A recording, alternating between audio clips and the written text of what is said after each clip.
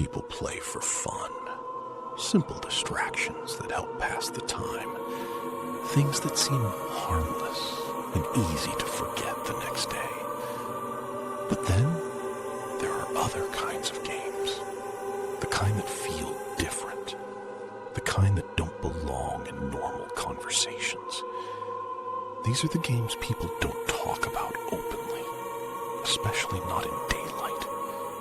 Because deep down, people know they're not really games at all. They are rituals, something older, something darker. And once you start them, you don't always get to decide when they end, or how far they go. Tonight, I'm going to tell you a story. Not just something made up for entertainment, but something that feels unsettlingly real. Something that has been whispered about in hidden corners of the internet. It's about a ritual that people claim is dangerous. A game that doesn't end when you think it does. They call it the Midnight Game. And this story revolves around a boy named Vivan. Someone who didn't believe in any of it.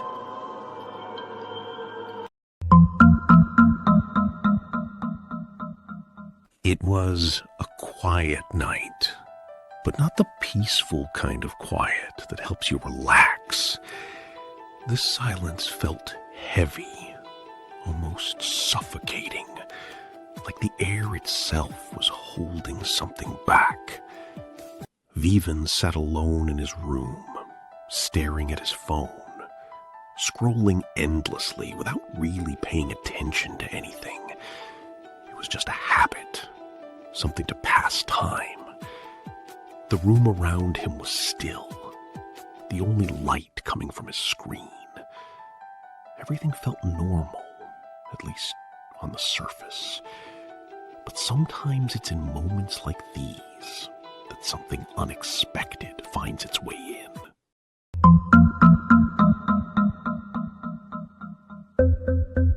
As he kept scrolling, something suddenly caught his attention.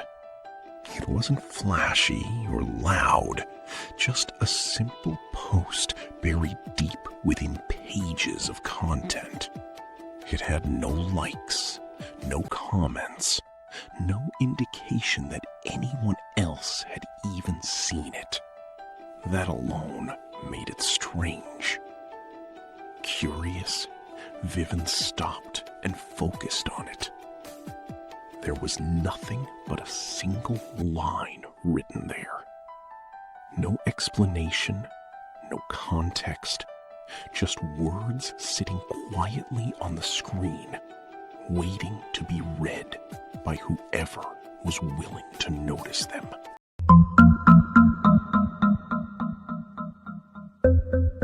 The line read, "If you're reading this, it's already too late." For a moment, Vivan just stared at it, unsure of what to think. Most people would have ignored something like that, maybe laughed it off and moved on. It felt like one of those creepy posts meant to scare people for no reason. But something about it felt different. It lingered in his mind longer than it should have. Instead of closing the app and forgetting about it, Vivan did something most wouldn't do. He clicked on it.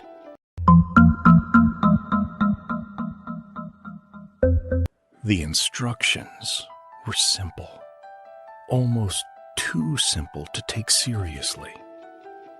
That's what made it seem safe. The post described a ritual called the Midnight Game. Something that required only a few basic steps. As the clock approached midnight, Vivan decided to try it, more out of curiosity than belief. When the clock struck exactly 12 a.m., the room felt quieter than before. He grabbed a piece of paper and carefully wrote his full name, not thinking much about what he was actually starting.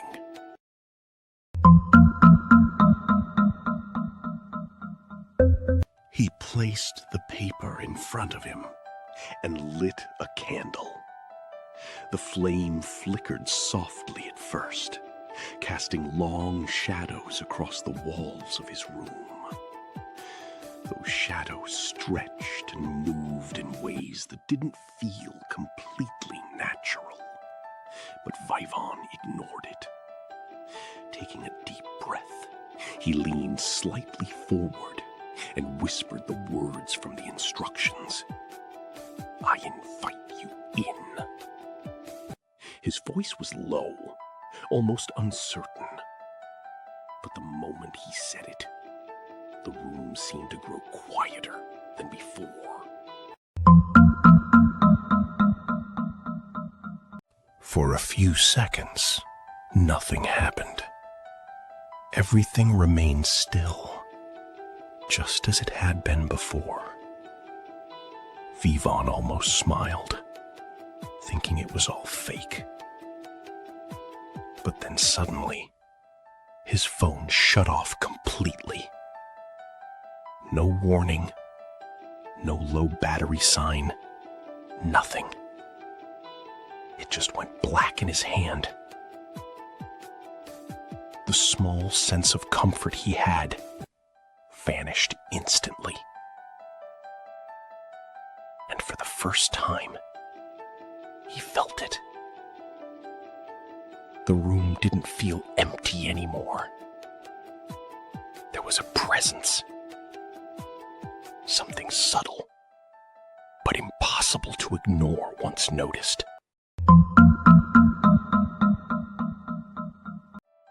At exactly 12:03 a.m., the temperature in the room dropped suddenly. It wasn't gradual or natural.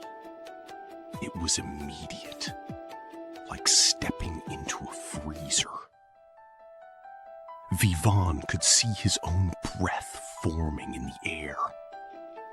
He rubbed his arms, confused and slightly uneasy. Then he heard something.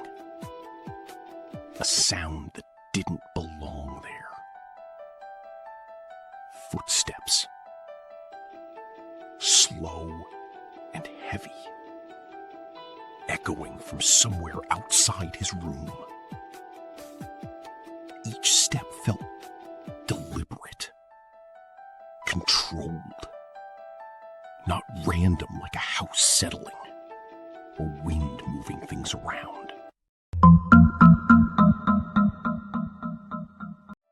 Vivan froze completely, his body refusing to move for a moment. His mind tried to come up with logical explanations, but none of them made sense. He knew he was alone in the house. There was no one else who could be making that sound. And yet, the footsteps continued, steady and real. The silence between each step made it even worse, like whatever was out there knew exactly what it was doing. Taking its time, letting the fear build slowly.